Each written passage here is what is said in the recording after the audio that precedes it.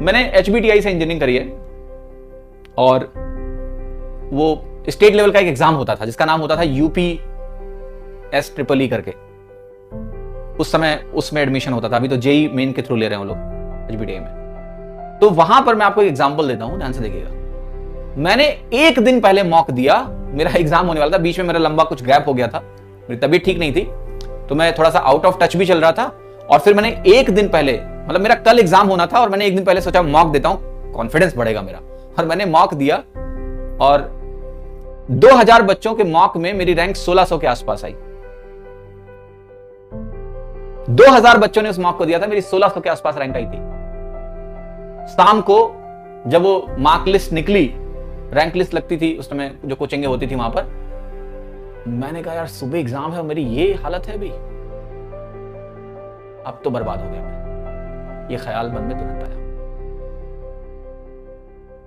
But immediately I just try to understand the scenario. Is it time to surrender और it's time to fight? So I chose to fight. I said forget about it, जो हुआ सो हुआ। मन में कई तरह के ख्याल आ रहे थे यार, जब वहां लाखों बच्चे बैठेंगे, यहां 2000 बच्चों में 1600 रैंक है, लाखों बच्चों में तो पता नहीं कहां पहुंच जाऊंगा मैं, ठीक है। मैंने कहा नहीं, लेकिन ऐसे ऐसे मैं सरेंडर तो नहीं करने वाला हूं, आई विल फाइट। खराब था मेरा दिन आज, and I was really out of touch because from last 2-3 months before exam I was not able to study, मेरी तबीयत ठीक नहीं थी। And I went to the exam. I forget about the last episode, जो हुआ सो हुआ, जाने दो। मैंने अपने आप को बैक किया कि एग्जाम में मैं अपना बेस्ट देने वाला हूं, जो गया वो गया। एग्जाम का दिन मेरे लिए एक नया दिन है, मैं तो दिल से खेलूंगा रिलैक्स होके, हो या ना हो, रैंक अच्छी आए या ना आए, ठीक है। मैं तो फ्री खेलूंगा, बिना डरे हुए खेलूंगा। आपको पता है इस एग्जाम में मेरी रैंक कितनी आई? फाइनली 103 रैंक मेरी आई थी, 103। तो मैं आपको यह समझाने की कोशिश कर रहा हूं और आपको मैं लिटरली बता रहा हूं कि एग्जाम में मुझे कुछ ऐसी चीजें याद आ रही थी जब मैं कर रहा था, जो मैंने बहुत दिनों से रिवाइज नहीं करी थी। शायद मेरी कॉन्शियस मेमोरी में वो चीज नहीं थी, बट पहली बार मैंने सबकॉन्शियस प्ले भी देखा है।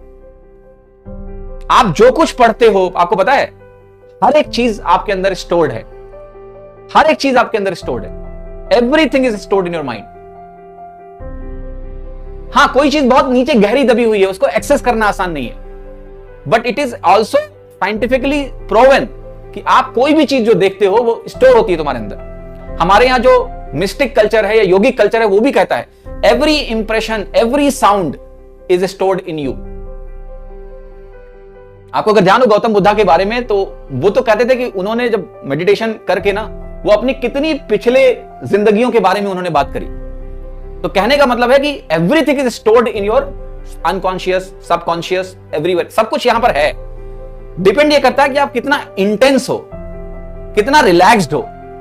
एग्जाम में मेरे साथ कई बार ऐसा हुआ है। मैं आईटी का एग्जाम लिख रहा था, मुझे याद है आईटी प्रीलिम्स में, या मैं इस एग्जाम को लिख रहा था, जब कई बार ऐसी चीजें आपको वहां याद आती हैं सवाल करते समय, जो आपने 6-6 महीने से रिवाइज नहीं किया है, आपकी कॉन्शियस मेमोरी में नहीं है। कोई बाहर आपसे पूछ लेता वो चीज, आप नहीं बता पाते, बट वो चीजें वहां पर स्ट्राइक कर जाती है इमीडिएटली।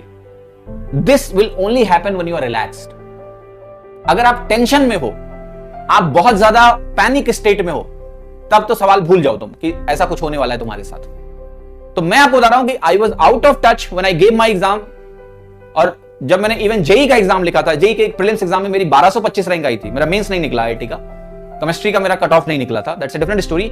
बट प्रीलिम्स भी मैंने उसी स्टेट में दिया था। 3 महीने मेरी कोई पढ़ाई नहीं हुई थी, आई वॉज सिक। और मुझे एक दिन पहले ये लगता था कि मेरा नहीं होगा, क्योंकि मैंने तो रिविजन भी नहीं किया प्रॉपर। बट जब मैं गया एग्जाम देने के लिए, तब मैंने दिल से खेला। मैंने कहा कि कहते ना, पिछली बातें भूलो, आज जाके खेलो कम से कम जैसा खेलना है। Then I have seen the subconscious play. I have seen the memory play.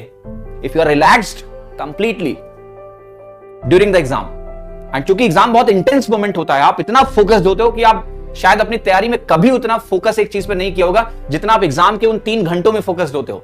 Supreme